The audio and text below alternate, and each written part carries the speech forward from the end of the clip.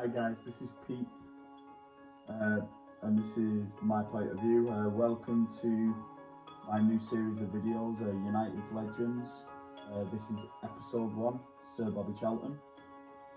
Uh, Sir Bobby Charlton was born on the 11th of October 1937 in Ashington, Northumberland, to Dad Bob Charlton and Mum Elizabeth Charlton. Bobby was related to several professional footballers on his mum's side of the family. His uncles George and Jack Milburn played for Leeds United. However, Bobby credits much of his early development of his career to his grandfather and his mother.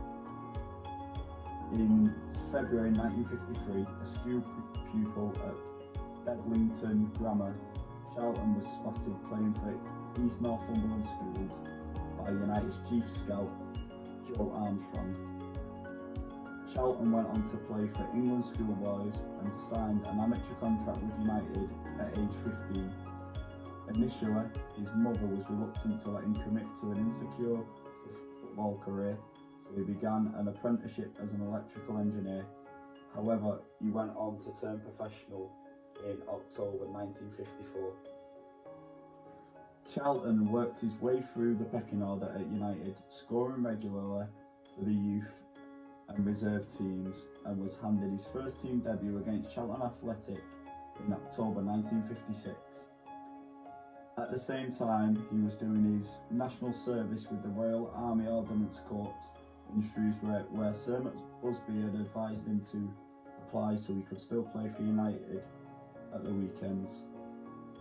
Charlton played 14 times for United in that first season, scoring twice on his debut and managing 12 goals in all competitions, taking United to the First Division title. Although the team missed out on the 20th century's first double, losing to Aston Villa in the FA Cup final. Charlton was an established player by the time the next full season was underway, which saw United as league champions become the first English team to compete in the European Cup, reaching the semi-final where they lost to holders Real Madrid.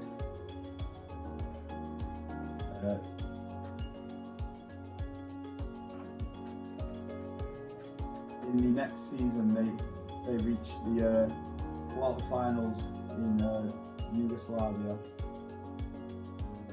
where they played Red Star Belgrade, having already won the home leg 2-1. United took the lead in the away leg 3-0, but were pegged back to 3-3 and drew the game, but went through on aggregate.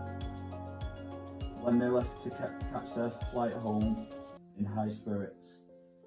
Unfortunately, the flight home would end in disaster. The plane had to stop in Munich to refuel. The plane had failed 2 takeoffs due to snowy conditions.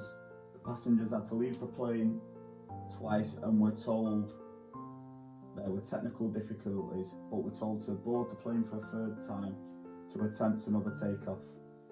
A number of passengers began to feel nervous. Charlton and teammate Dennis Violet swapped places with Tommy Taylor and David Pegg, who had decided they would be safer at the back of the plane. On its third takeoff, the plane clipped the fence at the end of the runway, and a wing tore through a nearby house, setting it alight. The wing part and tail had come off and hit a tree and a wooden hut. The plane spun along the snow until coming to a halt. It had been cut in half. Charlton, strapped into his seat, had fallen out of the cabin.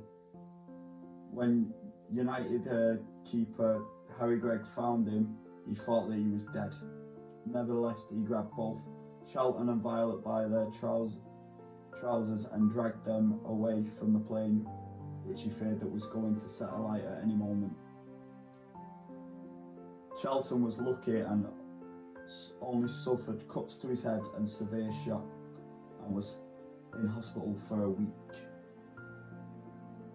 8 of his teammates and 23 people altogether sadly died in this tragedy. Charlton returned playing for United in an FA Cup versus West Brom on March the 1st. A game United drew and then won in the replay. Not unexpectedly, United went out in Europe after the disaster and fell behind in the league. Yet somehow they managed to reach their second consecutive FA Cup final, but unfortunately lost 2-0 to Bolton in the final, with Nat Lofthouse scoring 2 goals. It wasn't until a few years later that United then tasted further success when they beat Leicester to win the FA Cup in 1963. This was Bobby's first taste of a Silverware Cup after 3 attempts. Bobby and United then went on to win the league title in 1965 and 1967. They also went on to win the European Cup in 1968, 10 seasons after the Munich disaster.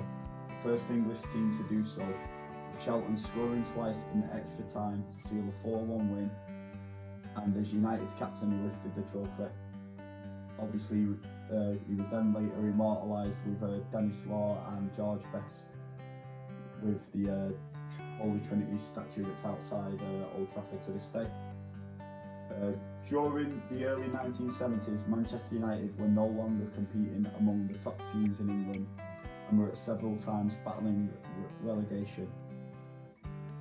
Sir Bobby then left United at the end of the 1972-73 season, having scored 249 goals and set a then club record of 758 appearances, a record that was to later be beaten in 2008 by Ryan Giggs. Sir Bobby went on to manage Preston North End for 3 years. Then, after that, he went on to join Wigan on their board of directors in 1983 and had a brief spell in charge as their caretaker manager. In 1984, he was invited to join Manchester United's board of directors, a position he held until the late 2010s. In November 2020, it was revealed that Sir Bobby had been diagnosed with dementia. As a United fan, I would like to send my love and support to Sir Bobby and his family as they deal with his condition. I also just wanted to mention, obviously, Sir Bobby's England career, in which he won the World Cup in 1966 and was England's leading goal scorer, which was then took over by Wayne Rooney, obviously, before Wayne Rooney retired. So that's it in this video from me, guys. Thanks for watching, and hopefully you'll tune into the next video of my Legend series, which will be on George Best. Thanks for watching, guys. Don't forget to like and subscribe to the channel. Thanks very much.